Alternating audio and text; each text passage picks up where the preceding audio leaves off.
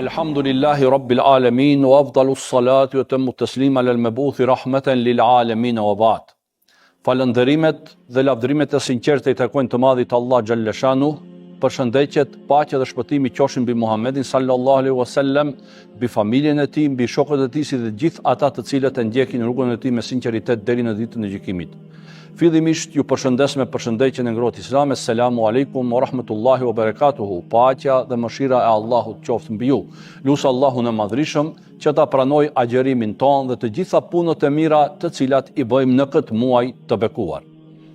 Muaj Ramazan është muaj i cili me vete mbart mesazhe madhështore.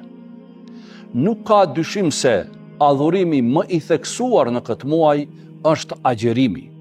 E po ashtu, agjerimi ka dimensione të ndryshme, ka mesazhe të shumta dhe ka mësime të pafundme në drejtim të përmirësimit të jetës tonë, si dhe të ngritjes tonë shpirtërore, morale, po në të njëjtën kohë edhe materiale.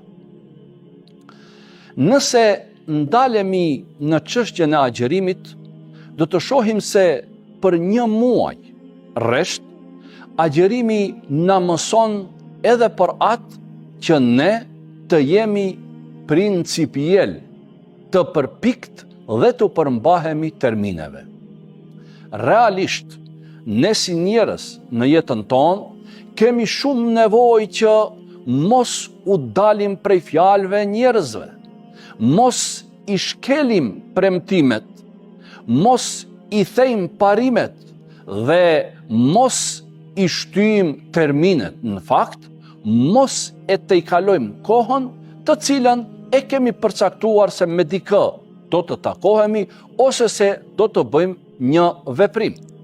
Kështu, muaji Ramazan përmes agjerimit na mëson, na trajnon që të jemi të përpikt, të jemi serios në qasje, të jemi shumë të koncentruar kur i bëjmë veprimet dhe në të njëjtën kohë të përmbahemi termineve.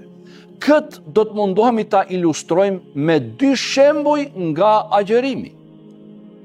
Normalisht kur agjerojmë e kemi iftarin, pra kur e përfundojmë agjerimin në fund të ditës, pra me perëndimin e diellit, dhe po ashtu e kemi edhe imsakun, që është në kohën e syfirit dhe që shënon momentin e fundit kur ne mund të ham dhe të pim gjatë natës.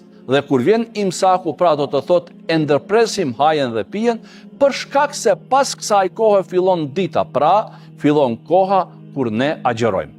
Tash, imsaku dhe iftari janë termine, janë kohë që ne nuk guxojmë të rasti i imsakut, pra ta tejkalojmë, ndërkaq të rasti i iftarit ta bëjmë hajen dhe pijen apo të konsumojmë ushqim para se të vi koha, se atëherë do të konsiderohej se ne e kemi prishur agjerimin. Imsaku dhe iftari janë pra sinonim të termineve, të kufive, dhe ne patjetër të përmbahemi atyre.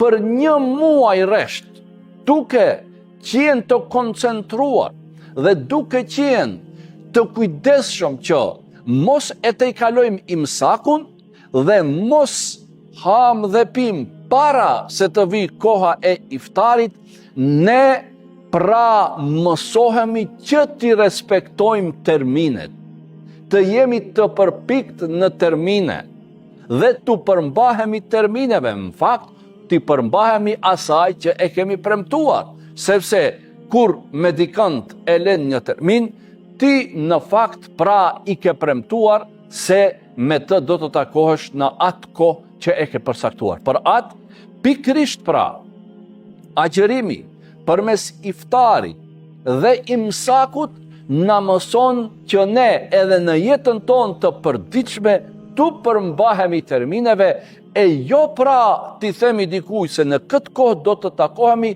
e pastaj të shkojmë me vonesë ose mos e marim shumë seriozisht çështjen e termineve. Jo, pra për në jetën e përditshme na mëson agjerimi se është e rëndësishme që të jeni principiell, të përmbaheni termineve. Po ashtu, na mëson agjerimi që të jemi të koncentruar. Pse?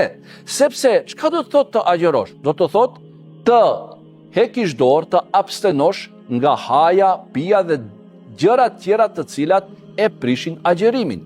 Kjo do të thotë se gjatë ditës pra, kur agjeron, duhet të jesh i koncentruar, mos bësh një veprim i cili e prish agjerimin. Pra, na mëson muaj Ramazan përmes agjerimit dhe ndalesave që janë në agjerim, që të jemi të koncentruar dhe seriozisht t'i marrim gjërat. Për atë se, pra ne e shohim ujin, e kemi ujin para vetit, i kemi ushqime tjera, pemë, perime, e kështu me radhë, dhe për shkak se agjerojmë, çka bëjmë? Ne ndalohemi.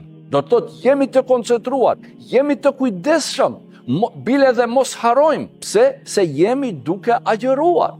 Do të thotë, kjo praktikë na mëson që të jemi serioz dhe të jemi të koncentruar edhe në jetën tonë të përditshme.